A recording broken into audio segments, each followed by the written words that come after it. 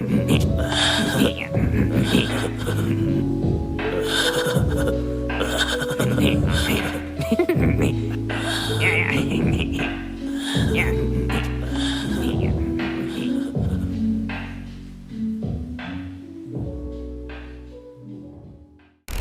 so we just watched Bitch Ass. I'll just say this is not a very good movie. This is kind of like, have you ever had a fart that may have been a little too stinky? Well, that's exactly what this movie was. It was a little too stinky for me. So what do y'all think? It opens up to some guy named Tony Todd. Black R.L. Stein as our crypt keeper. Not just no Black R.L. Stein. That's Tony Todd. He's a horror legend from Candyman and I'm sorry. he's in Final Destination. The horror legend Black R.L. Stein. Yeah. God. Come on now. They break into this like 80s scent with the Rubik's Cube and shit. As soon as we bust up in this movie, you see like the stereotypical the creepy cabin with the sign on it that says the scaly basement. It shows Bitch Ass in this fucking Mardi Gras BDSM outfit with that weird ass masquerade ball mask. He looks like the Phantom of the Opera. Pretty much. It cuts when that dude gets touching on this girl or whatever. Bitch Ass like comes in like Batman killing him. He doesn't really give a fuck about the girl anyways. I don't even know why they framed it like that. And you get framed it like he was gonna be some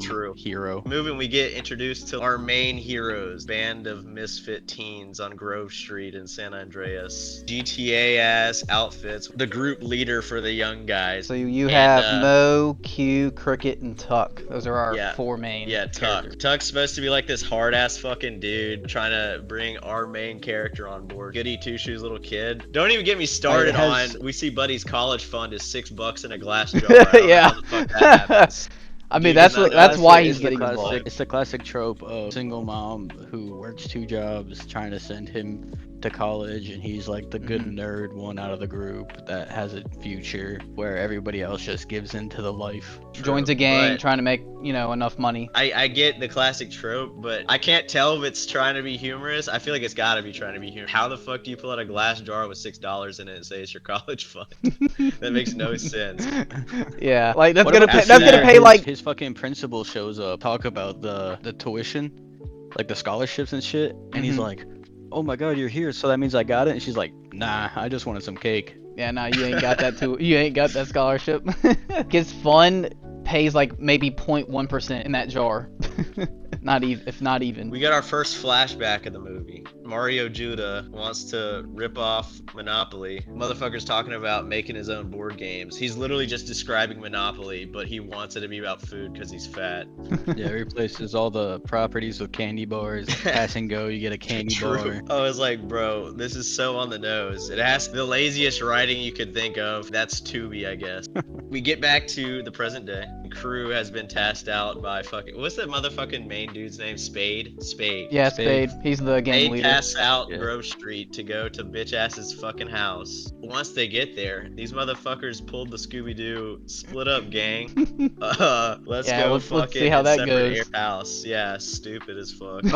Real quick, we gotta fucking mention that the adults throughout this movie keep mentioning that it's 666 day, and then they never fucking explain the significance to that. They never fucking tell us what. Well, I just know there's no significance to that at all. Well, I think they live on 6th Street, so maybe that has something to do with one of the sixes. I mean, I don't really know. That's the only thing I can think of, honestly. Yeah, it's kind of dumb. Speculation. That's not what a movie should be leaving us with. They should explain it at some point in the movie. For the amount of times they reference it, they don't explain it at all. Yeah, because it has a different meaning, and they don't explain it. It's definitely just to be there to be extra creepy for the setting. After Velma and the crew split up to go look for fucking shit they can jug out this house, our MC, Q, goes and finds Grandma's old Switch that she used to beat Mario Judah with. And he's like, "Oh shit, dude. Yeah. This shit's intense, bro." But he finds it on top of...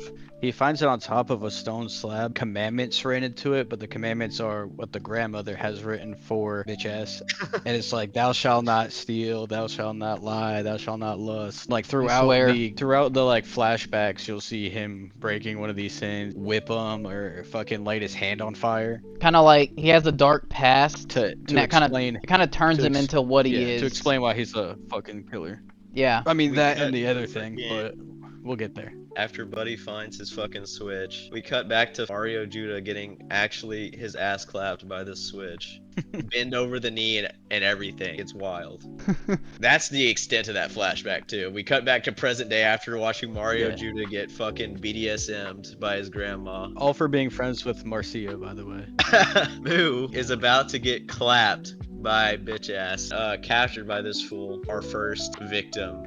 Yeah. I guess you could When say. when they split off, he goes down to check the basement, which I don't know why they didn't check it because they came in through the basement. He's down there and he finds a room with all these curtains over it. He opens it up and sees a bunch of like game pieces dangling from the ceiling. Again, they came through the basement. You think they would see this all. He's down there and suddenly the lights go off. They cut to the shed outside that they pass that's labeled game room, which is also where when the opening happens, where this guy chasing the girl gets dragged into and killed. They get to the shed, the game room. Bitch ass is pulling a jigsaw, talking about you want to play a Yeah, game. dude. And Yeah, it's dude, he thinks he's Jigsaw. They're playing Operation. On the guy he kidnapped at the Operation. beginning of the movie. But How did it's- he even rig the body to electrocute? But it's the guy that kidnapped. I don't Wild. know. That's But besides it's the point. Movie it's magic. The guy from the opening scene cut up on the table, and he's got to use tongs you'd use on a grill to get fucking organs out.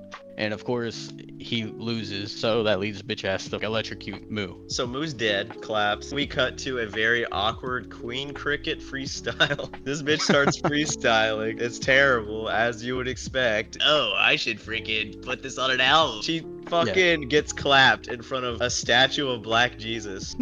She wakes up in the basement about to play Connect 4 with bitch ass. Oh, this is my game. This is my game for real. Bro, you're not gonna beat a literal autistic man at Connect 4. He probably plays this like every day. Yeah. Those are all games that he hones in on. Decapitated by Connect 4. Yeah, they start using their hands. They run out of Straight up. game pieces, and when she loses, bitch ass grabs her, pulls both her arms and her head through the holes, and like the guillotine up top just comes down, chops their shit off. Can we like talk about, for me, all of the kills felt pretty anticlimactic. Yeah, dude, Like- it has to be budgetary, bro. Like, they didn't even. It's a cheap ass fucking B movie. A lot of the kills. Is it I a mean, you to could be still. original? It has to be. It has to be, bro. I don't know if it's a to be original, but that would make a lot of sense. She just, they all just die, and it's like, okay. Like, I It didn't was feel very anything. abrupt. I wasn't grossed out. The only thing that kind of grossed me out, the final punishment with, like, rock, paper, scissors, just jumping Yes, ahead, dude. where they did the little paper cut thing. That's the only thing that I kind of agree. grossed me out, and that's about it. I literally wrote that down. Oh, we as have that to- was the only thing that bothered me in the entire movie. We have to include that bitch ass plays these games with him. Yeah. On the third kill, when he gets Tuck, you can see it more prevalent than the other two, but he's also taking on the risk when they're playing Jenga. He is also in the noose, so that way if he loses, he'll get hung, as well as fucking Tuck is. He's taking on the risk of dying in these games as well. It's not just the protagonist. After Cricket dies, though, Mario Judah's total origin story, instead of the little flashbacks where he's getting kinky with his grandma, we see Mario Judah getting fucking clapped by Spade in the flashback. We get to this motherfucker with Tuck, dude. Alright? They are choking themselves out in some weird, awkward, autoerotic asphyxiation competition. Yep, playing They're not Jenga. even like going full hanging. They're just like sitting there choking themselves out playing Jenga. It's very awkward to watch. Don't and knock it the doesn't red look- over. It doesn't look like actual torture. It looks like bitch ass is getting off on choking himself out. They have the Jenga board attached to like a hinge that's attached to their fucking neck, so if they like the tower falls, they get fucking hung. This is also taking place in the basement underneath the game room. This Yeah. motherfucker Q walks in, right? Sees this happening, just sits there and watches. And he's got all the goods. Like, he's ready to fucking dip. He looks at Tuck, pretends like he's gonna save him, and he goes, "Ah, nah, fuck that shit. I'm out this bitch." Yeah, coulda he saved him, not bro. he knocks He coulda out saved him. he knocks out bitch ass, and he's like, you know what? I'm just gonna let Tuck hang there and not get him down. Straight up. He just I was left. like, bro. I was like, what are you doing? Bro. I'm like, bro, this is your friend. You're not gonna save him? What are we doing? And he still didn't get away. He I had like the swear. biggest head start and still didn't get away. Cut to Q's mom. She goes to get CJ and Big Smoke, aka Spade and unnamed accomplice get the kids from He has bitch a name. ass's It's like house? fucking Boot or some shit like Well, yeah, that. I know he has a name. I'm just saying it's so irrelevant. No one even says it in the movie. He's just treated as a body. Mario Judah, I have to note, has to be gay. The dude's voice is so zesty. And it's such a 180 from like his adult bitch ass persona. As a kid, he's like, oh girl, that's all everything. As an adult, he's got this gravelly ass Batman the Dark Knight Rises ass. It's the mask. The mask changed him. The mask doesn't even cover his mouth. That's like it can't even be. Hey man, once It you can't once you even put be. that mask on, whole different persona. Buddy thinks he's Batman. Bitch ass and the accomplice fight. That motherfucker gets clapped by bitch ass. Marcia and Spade here, they come like looking for him. Marcia finds him first and is like hugging him and stuff, trying to comfort him. Because Yeah. their fucking history, Cecil only really responds to Marcia because she was nice to him since a kid. Boom, back door, gun to his head, Bade's behind him. Bade's talking about like, you know, she did this to you too, right? It wasn't just us. Cue the flashback. Playing off the prior flashback, walking down an alley, talking about how he loves games. He's like, you really thought you were down that alley on accident? Nah, she set you up. Marcia set him up. He gets jumped. Somebody pulls out a razor blade and cuts his shit up. Yeah, his face. Yeah, he got clapped. They must have severed some vocal cords too, because motherfucker has a brand new voice after that. Well, and we never got to see his face afterwards. I mean, like, we got to see his bloody face, but not like the scarring or anything like that, besides like the, you know, side of his cheek. I was kind of wanting to see what his whole entire face looked like without the mask, you know, We get 20 to- But he years finds later. out Marcia backdoored him, so he gets mad, claps both of them, and then they wake up sitting at a table with Battleship in front of him. And this motherfucker's like, oh, you want your son? Then we're gonna play this game, and if you lie that I don't hit his fucking plane, I'm gonna kill your son. The So- game goes how you think it would. He's hitting all his shit, and he's making Marcia stab Spade up. Spade hits one of his planes. You see him just fucking stab himself like it's nothing and take his next turn. And eventually Marcia stabs Spade to death. Tries Well, to see, dip that's out of not there. even what killed Turn- Spade. That was one of the most lamest deaths with the mask. Like, they didn't even, Yeah. like, they just put the mask on him. That and then, shit like, was stupid. I was like, That shit was okay, stupid as- we didn't even see him die. Really. Yeah. Q got free and he's trying to run into the house to find his mom. Somehow Grandma's not dead. assumes it's his mom screaming. Like, it could have been any woman. Grammy is literally like moaning. but he though. runs into She's the barely sunroom. screaming. Boom, she pulls out a gun. Turns out she's like enabling bitch ass this whole time.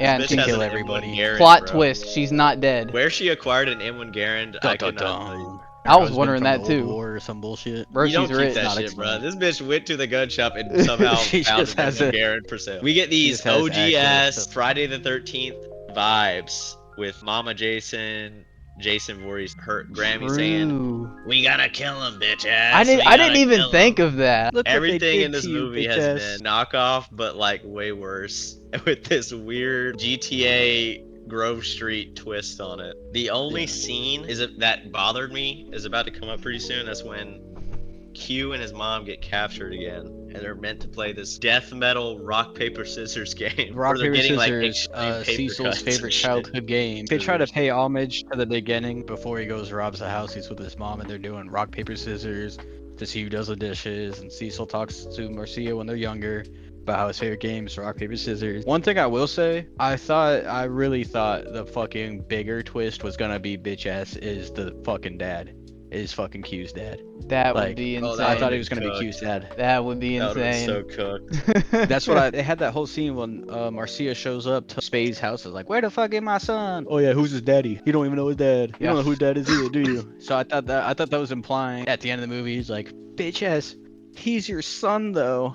And Bro, then they should have just Nah, it- leaned full comedy and did some Darth Vader shit where the dude does the whole fucking "I am your father" shebang yeah, and I agree. everything. It arguably would have been better comparatively to their fucking rock paper scissors game. Doesn't even end. It's just Marcia overpowers grandma. This old ass lady, bitch ass, is like, oh my god, no, grandma.